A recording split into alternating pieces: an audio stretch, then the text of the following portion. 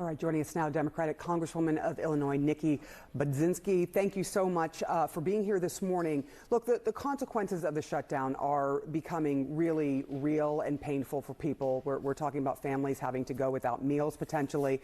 What's it going to take to break this stalemate? Well, what it's going to take is bipartisanship. It's going to take Republicans welcoming Democrats to the table to negotiate, to get the government reopened. We're in day 31, and I think, Sarah, you made a really important point. Tomorrow, there are going to be millions of families that are going to go without SNAP benefits. I can specifically speak to my district. 56,000 families, households rely on SNAP in order to make sure that they can put food on their table. There is a lot at stake, and what we're saying as Democrats is, Republicans, you are in charge of the White House, the Senate, and the House. Have us at the table to be a part of negotiating, reopening this government so that we can address the manufactured healthcare crisis that they quite frankly created with their big ugly bill and their refusal to extend the ACA tax credits. Look, the president is saying, look, now Republicans just go nuclear. He has basically said, break the filibuster and let this thing be funded for the next 7 weeks. What's wrong with that? Yeah, look, what I would say is he's willing to throw out historic precedent in the United States Senate rather than have Democrats come to the table with Republicans to negotiate on a bipartisan basis to reopen the government. That seems like a pretty common sense solution to this. And that's what we've been arguing should be happening. You know, he would rather blow up the filibuster than address the rising premium costs that I can tell you constituents in central and southern Illinois are facing today.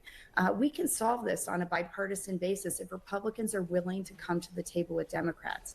And that's what we'd like to see. And then I think we can end this shutdown today.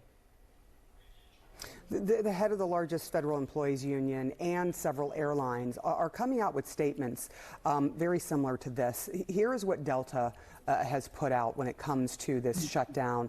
It says that it implores Congress to immediately pass a clean continuing resolution to reopen the government. Missed paychecks only increases the stress on these essential workers, many of whom are already working mandatory overtime to keep our skies safe and secure. They're using Republican talking point there that this is a clean CR. What do you say to these companies and the federal workers who are sitting there wondering what the heck is going on? Yeah, well, first of all, let me say my heart breaks for the federal workforce. They have been under assault over these last 11 months from the Trump administration, having indiscriminate firings that have been happening. Their collective bargaining rights have been taken away from them. I myself am someone who worked in the labor movement. I know very much the struggle that working families are facing and the assault that this administration has imposed on them over these last 11 months. The shutdown is making everything worse. Clearly. And that's why I think it is so important for Democrats and Republicans to get to the table today. You know, I've been going back and forth from my district to Washington. I was in Washington this week. House Democrats were in Washington this week. And again, House Republicans, under failed leadership by Speaker Mike Johnson, refused to come to D.C. to do their jobs. We can end this shutdown and provide real relief to working people if Republicans will have Democrats at the table. And at this point, they're refusing to do so. I want to get your response to something that we heard from one of your Republican fellow Congress members, Representative Clay Higgins from Louisiana, blaming SNAP recipients for not having enough food. Listen to how he put this.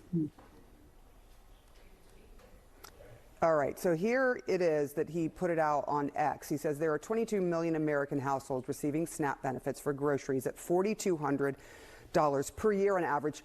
Try to get your head wrapped around how many pantries you can stock with $4,200 in properly shopped groceries. Any American who has been receiving $4,200 per year of free groceries and does not have at least 1 month of groceries stocked should never again receive SNAP because, wow, stop smoking crack. Those are his words. Oh my gosh. That's about $87 a week for people if you break that down. What do you say to him? Well, that's just a distortion and a lie and a mischaracterization of the families, the seniors that I represent in my district that rely on SNAP in order for them to put food on their table, for the children in this country that rely on SNAP so that they don't go to bed hungry. What we're talking about with SNAP is $6 a day. What this Republican majority has made very clear to the American people and the Trump administration leading the way on this is that they would rather give away more corporate tax breaks, more tax breaks for the richest people in this country than help to provide a child with that $6 a day benefit. You know, since the Trump administration came in, they said on day one they were going to tackle rising costs that started at the grocery store. We know today that on an average, groceries have gone up by about 29% since 2020. That is huge. When you look at the price of beef in the grocery store, when you look at the price of coffee, it is outrageous. And families are struggling to make ends meet. And yes, it is about groceries. It is about food insecurity in this country. But what Democrats are also really saying in this shutdown is this healthcare manufactured crisis that the Republicans imposed on working people in this country, they need to address. They are again in charge of the White House, the Senate, and the House. And these people are, the families that I represent are truly struggling. And it is really sad to hear a Republican colleague of mine so mischaracterizing what's happening in this country. Congresswoman Nikki Budzinski, thank you so much for coming on this morning and hashing it out.